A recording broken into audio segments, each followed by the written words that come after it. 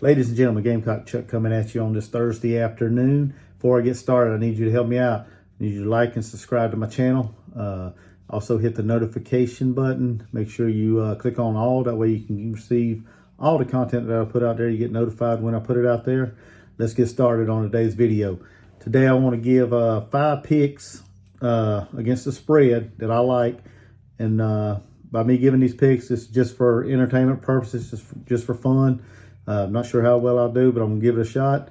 This is by no means, way, shape, or form promotional to promote gambling. So take this, however you want. But let's get started. My first matchup that I'm looking at is a noon kickoff when number 12 Oregon goes on the road to take on Ohio State. It's number 12 versus number 3, so it's a top 15 matchup.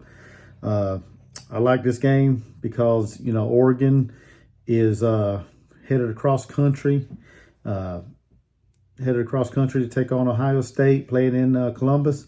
So if you look at it, if you think about it from that perspective, it's going to be kind of like Oregon kicking off at like a 9 o'clock game in the morning from the, the time difference. So I kind of like that. And also there's a factor that Oregon, I believe, I'm pretty sure last thing I saw that their best defensive player, defensive end, Kayvon Thibodeau, will be out with a foot sprain. So when you're missing your top defensive player, kind of hurts you there. In last week's game, they kind of struggled whenever he went out. They come back or they held on and won their game. So I think missing him kind of hurts them in this matchup, along with the long distance trip across country. Ohio State, they are breaking in a freshman quarterback, CJ Stroud. He did pretty good last week. He had some glaring mistakes. But, when you have 2 of the best wide receivers in the country, and Chris Olave and Garrett Wilson, them kind of mistakes kind of get hidden, by big playmakers, along with their running back as well. He did some good things last week. I think his name is Mayan Williams or something like that. So, when you got a good running back and you got some good weapons, it makes your quarterback look a lot better. So they got a few things to kind of straighten up there along the quarterback front. But when I look at it, I would, my opinion, I'm taking Ohio State, even though they're giving up, as of yesterday, when I looked at all this, they were giving up 14.5 points. But I like Ohio State giving up that many. I think they can cover it against a depleted defense in Oregon. So I think it's just going to be way too much to overcome for Oregon, coming across country and missing their star player. The second game I'm looking at is another top 10 matchup is number 10 Iowa when they go to Ames, Iowa to take on Iowa State. This is the battle of the Cy-Hawk Trophy. Right now it's currently held by Iowa. They've won 5 straight in a row. Iowa State's giving up 4.5 points. So,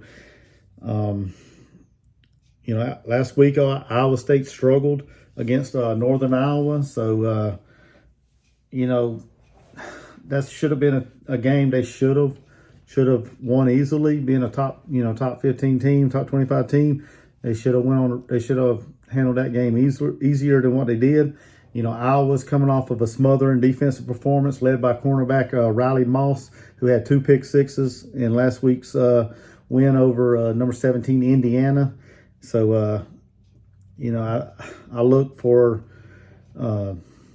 another impressive defensive showing by Iowa in this game. It's an interstate rivalry, so there's going to be a lot of pride on the line for each team. But I'm taking Iowa and the points to hold on to the Cy-Hawk Trophy again. The third matchup I'm looking at is the Holy War, and that is the matchup between number 21 Utah at BYU. BYU is getting 7 points. BYU also gave up 345 yards through the air to a not-so-good Arizona team last week. Charlie Brewer, he showed out in his game to transfer from Baylor. He showed out against, in his game last weekend. He lit up the secondary, and I feel he's going to do the same this week. BYU secondary is not that good. So I look for Charlie Brewer to have another big performance.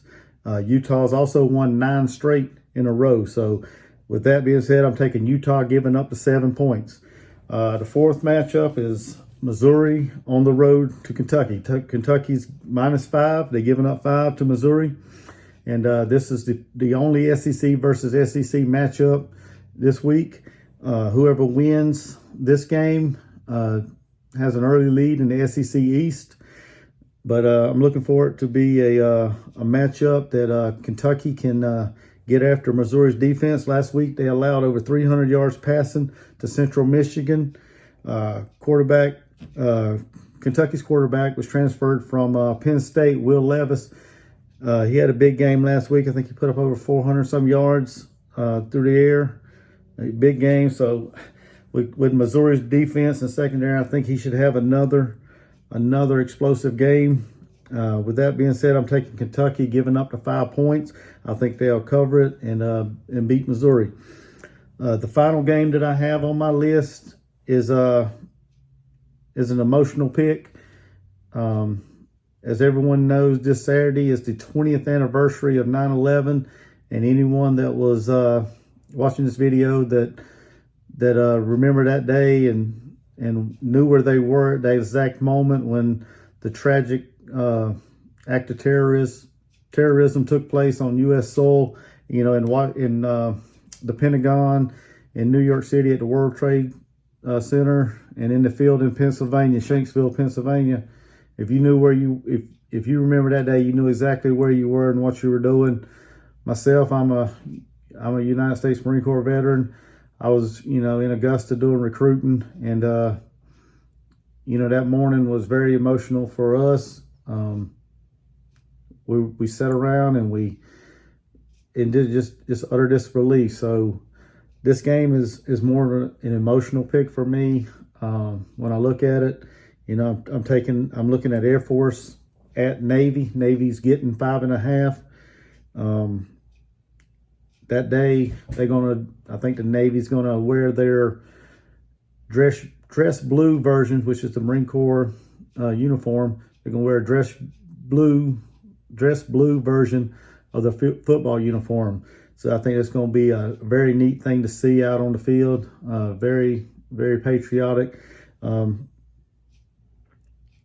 at the end of the day, this is a battle for the Commander-in-Chief's trophy, which is decided amongst all the military branch football teams, the Army, the Air Force, and the Navy. Currently, Air Force has it. And last week, they won convincingly over FCS Lafayette and FCS school. And then Navy lost to a Conference USA opponent. So, there's going to be a lot of pride out there on the field because neither one of them wants to lose to each other.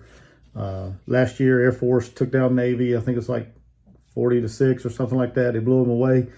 I just think that right now the talent gap is a little far between the Air Force and the Navy. But I will take Air Force minus the 5.5, giving up the 5.5 to Navy. Like I said, this is a video just for fun, entertainment purposes. These are my picks. This is what I like. I will be paying attention to see how well I do. Share your thoughts, your comments on any of these picks. Like I said, like and subscribe to my channel. Help me grow. Until next time, go Gamecocks. Go Coach Beamer.